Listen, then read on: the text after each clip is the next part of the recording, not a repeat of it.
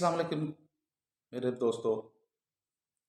जो कि आज को आपको जो हमें सबसे बड़ी खबर ये बताना चाह रहे हैं कि आज दो बहुत अहम फैसले होने वाले हैं।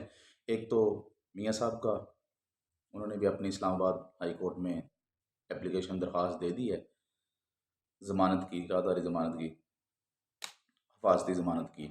और दूसरा, इमरान खान के भी दो केस आज की डेट में लगे हुए थे, 190 मिलियन पाउंड का और तोशा खाना का। तो खान साहब का केस तो कल ही ख़त्म कर दिया था उन्होंने, क्योंकि मियाँ साहब के ऊपर बड़ी मेहरबानियाँ और बहुत कुछ हो रहा है। तो खान साहब का तो केस कल उन्होंने ख़त्म कर दिया था कि भाई आपका केस हम नहीं सुनेंगे दोनों। तो कल मियाँ साहब के केस की समाअत होगी। कल दोपहर को मियाँ साहब के केस क्या हुआ जी, कल दोपहर को उन्होंने एप्लीकेशन दी है। ठीक है जी, कोई बायोमेट्रिक कुछ नहीं हुआ, एप्लीकेशन दी गई है जी, मियाँ साहब को फांसी ज़मानत दी जाए अदालत में। उसके बाद नोटिस जारी हुए, नैब को भी सबको नोटिस जारी कर दें जी, ये एप्लीकेशन आ गई है तो आप आ जाएं। तो नैब तो नोटिस से पहले ही अदालत में मौजूद था। मेहरबानियाँ इतनी चल रही हैं कि नैब पहले ही वहाँ पहुँचा हुआ था अदालत में। तो नैब को बताया, नैब ने कह दिया मुझे तो कोई इतराज़ नहीं है, आप जल्दी जल्दी ज़मानत दें, बस इनको जो करना है करें, मुझे कोई इतराज़ नहीं है, आप एप्लीकेशन एक्सेप्ट करें। तो वहाँ पर जज साहब को कहना पड़ गया कि भाई कुछ ना कुछ तो कह दो, कुछ ना कुछ तो कह दो, कोई ना कोई इतराज़ तो उठा दो। मेहरबानी है आपकी, इतनी भी मेहरबानी ना करें कि आप बस ओके ओके करते जाएं। तो मियाँ साहब के ऊपर इसी वजह से तो मेहरबानियाँ चल रही हैं आजकल कि वो पता नहीं क्यों बड़े फेवरेट हुए हैं आजकल। वो पाकिस्तान के लिए क्या करना चाह रहे हैं भाई। वो एक मुजरम है, पाकिस्तान से फरार था, 4 साल के बाद वो वापस आ रहा है, तो वो मुजरम है। वो मुजरम वाला थोड़ा बहुत तो सलूक करें उसके साथ। आपको उसको पता नहीं क्या बनाना चाह रहे हैं, क्या करना चाह रहे हैं, और वो क्या करना चाह रहे हैं, करवाना चाह रहे हैं कि जी मैं पता नहीं कहाँ से कोई मुल्क पता करके आ रहा हूँ या क्या करके वो आ रहा है। ऐसी कोई बात नहीं है, वो भी एक मुजरम था, एक स्टाम्प के ऊपर वो बाहर गया था, सजा हुई हुई थी उसको, 4 हफ्तों के लिए गया था। वो मेरा ख्याल है हफ्ते नहीं थे, चार शायद, 4 साल लिखे होंगे, फिर 4 हफ्ते नहीं होंगे, तो 4 साल के बाद वो वापस आ रहा है 21 अक्टूबर को। तो ये इतनी मेहरबानी है किस वजह से, क्यों, क्या मसला है, क्या इस मुल्क में कोई कानूनियत नाम की कोई चीज़ नहीं है।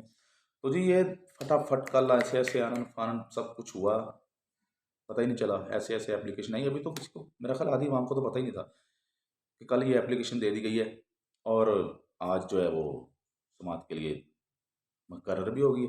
हालांकि ऐसा होता नहीं है, ऐसा होता नहीं है कि मुजरम अभी बाहर है, वो पाकिस्तान में आया भी नहीं है और उसकी हिफाजती ज़मानत के लिए दरख्वास्त दे दी गई है और वो एक्सेप्ट हो गई है और उसके ऊपर समाअत भी लग गई है, जो कि आज होनी है। कल दरख्वास्त दी है और आज समाअत के लिए वो मुकर्रर है। आज उसके ऊपर फैसला करना है उन्होंने, क्या फ़ैसला करते हैं, क्या नहीं करते। अगर फ़र्ज़ करें वो ज़मानत नहीं भी देते, वो कहते हैं जी मियाँ साहब खुद पेश होंगे तो फिर करेंगे, तो मियाँ साहब का पहले से ये प्लान तय है। हम आपको पिछली वीडियो में ये बता चुके हैं कि मियाँ साहब का पहले से ये प्लान तय हो चुका हुआ है कि वो अब लाहौर लैंड नहीं करेंगे, वो पहले इस्लामाबाद में लैंड करेंगे, वहाँ पर वो अदालत में पेश होंगे, तो वहाँ से उनको ज़मानत मिलेगी, फिर वो लाहौर के लिए रवाना होंगे। वो बाय रोड जाते हैं, बाय एयर जाते हैं, ये अभी फाइनल नहीं हुआ कुछ। ठीक है जी, मगरिब टाइम उनका, मगरिब का जो टाइम है वो उनका लाहौर में पहुँचने का है। तो ये सारी बातें पहले से तय हो चुकी हुई हैं। आज अगर उनको ज़मानत मिलती है या नहीं भी मिलती तो उनके लिए कोई बड़ा मसला नहीं है, क्योंकि वो सारी बातें उनकी पार्टी ने, उनकी कैबिनेट ने सब कुछ तय किया हुआ है। कानूनी माहिरीन के साथ बैठ के उन्होंने ये सारी बातें तय कर ली हुई हैं।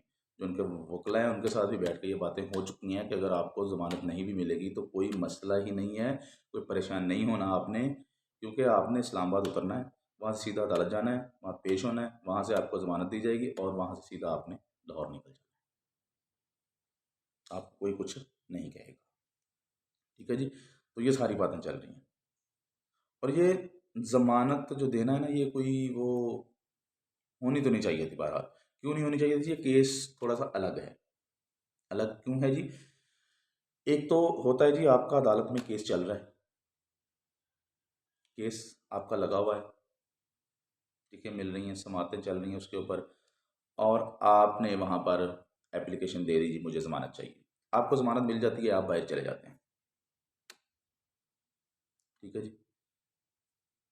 फिर आप वापस आते हैं, तो आप आके अपनी वापस आना चाहते हैं आप, ज़मानत पेश नहीं हुए, कोई आपके वारंट निकल जाते हैं, तो आप कहते हैं जी मुझे हिफाजती ज़मानत दी जाए। ठीक है जी। अब एक तो केस ये है। अब मियाँ साहब का जो केस है वो ये है कि जी मियाँ साहब को तोशा खाना में भी, और जो दूसरा केस है उसमें इनको सज़ा हुई हुई है, सज़ा याफ्ता हैं ये। और जिसको सज़ा हो जाती है, वो चाहे जो भी है, जिसको सज़ा हो गई है वो मुजरम बन जाता है। ठीक है जी। मुलज़म नहीं, वो मुजरम बन जाता है। तो मियाँ साहब इस लिहाज से एक मुजरम हैं, वो एक मुजरम हैं, उनको सज़ा हुई हुई थी। वो एक 50 वाले स्टाम्प के ऊपर लिख कर देकर गए थे कि मैं 4 हफ्ते बाद आऊँगा, मैंने वहाँ जाना है, मेरा इलाज है, मैं बीमार हूँ तो मर जाऊँगा इधर रहा तो जी ये बात सारी थी, ये मियाँ साहब चले गए बाहर स्टाम्प के ऊपर। तो इस वजह से वो एक मुजरिम है, उनको तो गिरफ्तार करना चाहिए आपको आते ही। तो आप उनके लिए इस तरह ज़मानतों की तैयारी में लगे हुए हैं कि फ़ौरन ज़मानत दी जाए, कि कोई और इस तरह का बंदा हो तो उसको ज़मानत मिलेगी। तो फ़र्ज़ करो मोहम्मद बूटा साहब हैं, कोई छाबड़ी वाले, कोई लोहार, कोई तरखान, कोई कुछ भी है, वो मसल्ली, मरासी, कोई भी है वो, तो अगर उसका बेटा पकड़ा जाए, वो गरीब आदमी है, रोड के ऊपर, फुटपाथ के ऊपर, दुकान भी नहीं, फुटपाथ के ऊपर छाबड़ी लगा के बैठता है, तो मज़दूरी करता है। अगर उसका बच्चा पकड़ा जाता है, तो वो अपनी दरख्वास्त देता है ज़मानत के लिए, रिश्वतें भी बड़ी देता है, रिश्वत भी खिला रहा है, सब कुछ कर रहा है, उसके बच्चे को ज़मानत नहीं मिलेगी। वो सालों साल बेचारा रगड़ जाएगा, वो मेरा ख़्याल है वो मर जाएगा बेचारा। माज़रत भाई, ये सारे नून लीग वाले और पीटीआई वाले, माज़रत, इसी तरह होता है गरीब आदमी के साथ। वो बेचारा मर जाता है, बच्चा उसका अंदर ही मर जाता है, वो बाहर मर जाता है बेचारा, पैसे खिला खिला के लोगों को, रोटी खाने के पैसे नहीं होते उसके पास, रिश्वत देनी पड़ती है उसको। रिश्वत क्यों देनी पड़ती है उसको? रिश्वत इसलिए देनी पड़ती है, कहता है मेरा बच्चा है, एक ही बच्चा है मेरा, बेचारा बाहर आ जाए। ठीक है जी। उसके लिए इस तरह का कोई कानून नहीं है पाकिस्तान के अंदर, क्योंकि वो गरीब आदमी है। इस तरह कानून ये खान साहब, जरदारी साहब, नवाज शरीफ साहब, ये सारे सियासतदान इनके लिए हैं। इनके लिए इस तरह कानून बेबाक कानून है, इनके लिए रातों रात कानून भी बन जाते हैं, सब कुछ हो जाता है। तो वो बूटे के लिए कोई कानून नहीं है, बूटे की कोई औकात ही नहीं है। क्यों औकात नहीं है? बूटे को 5 साल के बाद आना है, अपना वोट डालना है, वो नून लीग को डाल दे, वो पीटीआई को डाल दे, वो पीपल्स पार्टी को डाल दे वोट, उसने वोट डालना है और दफा हो जाओ। भाई यहाँ से दफा हो जाओ, जाओ जाकर अपनी मजदूरी करो, जो तुम्हारे से हमारा कोई लिंक नहीं है। वोट दे दिया, जाओ, फारिग। तो भाई ये मियाँ साहब के लिए तो मौजें लगी हुई हैं। अब मियाँ साहब के लिए कोई मसला भी नहीं है। मियाँ साहब के लिए इस्लामाबाद में स्टे बनाया गया है कि आपने यहाँ आना है सर, आप रुकेंगे यहाँ पर, इंजॉय करें यहाँ पे इस्लामाबाद में आके, घूमें फिरें, थोड़ा सा देखें कैसा इस्लामाबाद वैसा ही है या बदल गया है। उसके बाद आपने बाय रोड जाना हो, बाय एयर जाना हो, आप खुशी से जा सकते हैं। ठीक है जी। तो ये जो सिलसिला चल रहा है, ये सिलसिला जारी है। मियाँ साहब की तो मौजें लगी हुई हैं। तो देखें आज जो भी फैसला फिर आया है, ये आप लोगों के सामने है। मियाँ साहब तो बड़ी तैयारी से आए हुए थे, और हमने आपको सारी बातें पहले बता दी थी कि क्या होगा, तो वही हुआ जो होना था। अब खान साहब की ख्वाहिशात देखें। अब खान साहब की क्या ख्वाहिशें जी जेल के अंदर, वो क्या ख्वाहिशें कर रहे हैं जी? मुझे जी एक साइकिल चाहिए जेल के अंदर। ओ भाई जेल गया, ससुराल गया तो अपने, तो जेल गया है। वो जी मेरा कमरा छोटा है, वो जज साहब के आर्डर जारी कर रहे हैं वहाँ से, दीवार तोड़ दो। तो तेरे मामे ਦੀ जेल है, दीवार तोड़ दो। क्यों तोड़ दो दीवार भाई?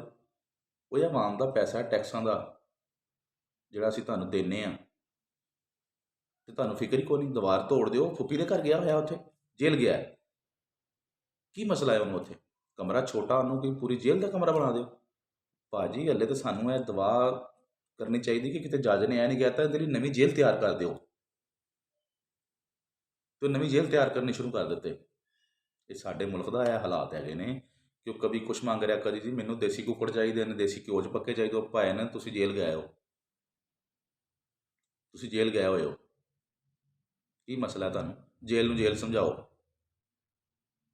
ਅਦਾਰਿਆਂ ਨੂੰ ਵੀ ਚਾਹੀਦਾ ਜੇਲ੍ਹ ਨੂੰ ਜੇਲ੍ਹ ਹੀ ਸਮਝਣ, ਉਹਨਾਂ ਨੂੰ ਦੱਸਣ ਕਿ ਤੁਸੀਂ ਜੇਲ੍ਹ ਹੋ, ਤੁਸੀਂ ਆਪਣੇ ਸਸੁਰਾਲ ਨਹੀਂ ਆਏ ਕਿ ਤੁਹਾਡੀਆਂ ਇੱਥੇ ਖੁਆਇਸ਼ਾਂ ਪੂਰੀਆਂ ਕੀਤੀਆਂ ਜਾਣ। ਅਜੀਬ ਜਿਹੇ ਲੋਕ ਨੇ, ਕੋਈ ਇਹਦੇ 'ਤੇ ਵੇਖੋ ਕੋਈ ਚੀਜ਼ਾਂ ਕਰੋ ਇਹਦੇ ਉੱਤੇ। ਇਹ ਮੌਜਾਂ ਲੱਗੀਆਂ ਹੁੰਦੀਆਂ ਜਿਹੜੀਆਂ ਜੇਲ੍ਹਾਂ 'ਚ ਜਾ ਕੇ, ਇਹਨਾਂ ਨੂੰ ਜੇਲ੍ਹਾਂ ਦਾ ਟੈਨਸ਼ਨ ही कोई नहीं, ख़त्म कराओ। तो जी हम आपको नेक्स्ट वीडियो में मज़ीद बताएंगे कि मियाँ साहब पाकिस्तान आ गए हैं तो क्या करेंगे क्या नहीं करेंगे, मियाँ साहब को ज़मानत मिल गई है या नहीं मिली तो इसमें क्या होगा। तो ये सारी चीज़ें देखने के लिए आप हमारे चैनल को लाइक करें, सब्सक्राइब करें, शेयर करें। तो हमें दीजिए इजाज़त। अल्लाह हाफिज़।